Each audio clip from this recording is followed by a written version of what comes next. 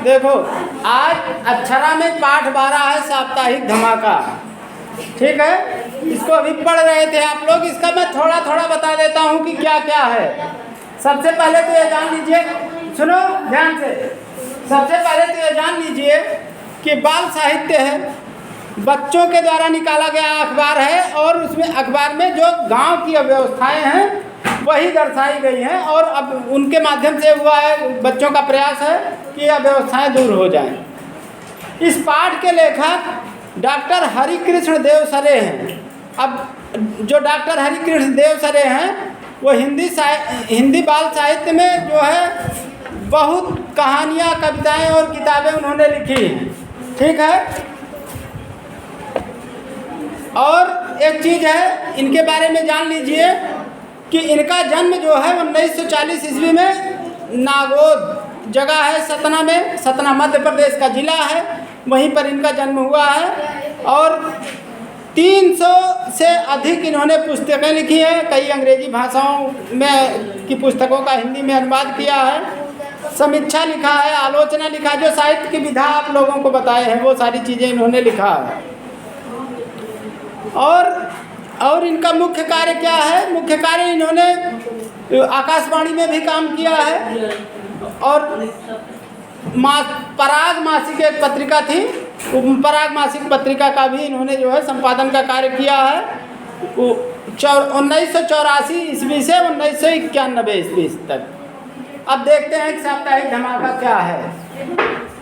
जैसे आज़ादी के समय में गोपनीय रूप से अखबार निकलते थे अंग्रेज़ों को जो है, अंग्रेज़ों की सारी करतूतों को का पर्दाफाश करने के लिए, वैसे ही जो है, और वो रात में वितरित कर दिए जाते थे, कोई पता नहीं लग पाता था। गोपनीय नाम से वो अखबार लिखे जाते थे आज़ादी की लड़ाई में, और फिर अंग्रेज अगर पता लग भी जाता था तो बहुत यातना देते थे लेखक को, संपादक को। उसी तरह से ये भी है। तो बच्चों के साहित्य के माध्यम से इन्होंने समाज की कमियों को उजागर करने का प्रयास किया है। जैसे पहला अंक का जब छपता है खबर, उसमें लिखा रहता है लाला धनीराम के मसाले में मिलावट है, हेड क्लास टीचर ने अपनी 3 महीने की फीस बच्चों को नहीं जमा की। और ये जो व्यंग्य रूप में वो है समस्याएं हैं समाज की, वो पेपर में लिखा हुआ है। और वो बच्चे हैं कैसे तैयार करते हैं अखबार को, हाथ से लिखते हैं और कार्बन लगा करके और कई प्रतियां उसकी छाप लेते हैं, और जो है अंधेरे में जा करके सबके घर के सामने दे देते हैं। पूरा जब सुबह होती है, उन लोग पेपर की हेडिंग पढ़ते हैं कि मसालों में मिलावट, और उसके बाद जो है जब नीचे की खबर पढ़ते हैं तो पूरा हंगामा खड़ा हो जाता है कि ये कौन लिखा है, किसने लिखा है। जो गलत कार्य किए हैं वो परेशान हो जाते हैं कि हमारी करतूत को किसने किया। जो सेठ की दुकान है उस पर तो सुबह बवाल मच जाता है। चीनी तौलाने पे पता चलता है कि जो 1 किलो का बाट है उसके पीछे अंदर जो रांगा भरा होता है, बाट के पीछे रांगा होता है ना, मिश्र धात, उसमें जो है वो धात निकाल ली गई है। 1 किलो में 900 ग्राम ही चीनी मिल रही है।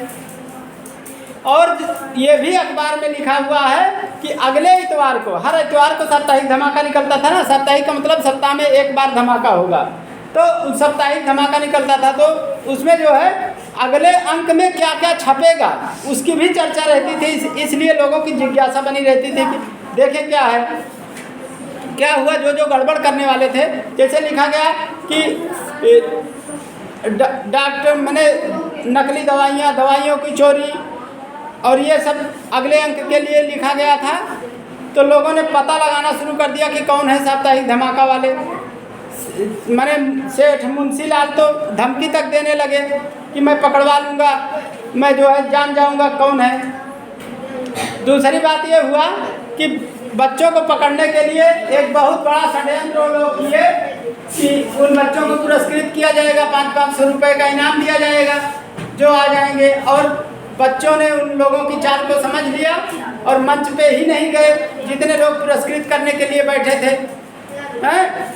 तो इस तरह से बाद में, सबसे बाद में मैंने डॉक्टर हरिकृष्ण देवसरे ने लिखा है कि हम उन 4 बच्चों से साप्ताहिक धमाका के मिले हैं, और 4 बच्चे देखने में बड़े सरल लगते हैं, लेकिन उनकी नज़र से कोई अछूता नहीं रहता है। जो भी गलत काम होगा उनकी नज़र से बचेगा नहीं, और जो है वो पेपर अपने अखबार में लिखेंगे और उसको सुबह बांट देंगे।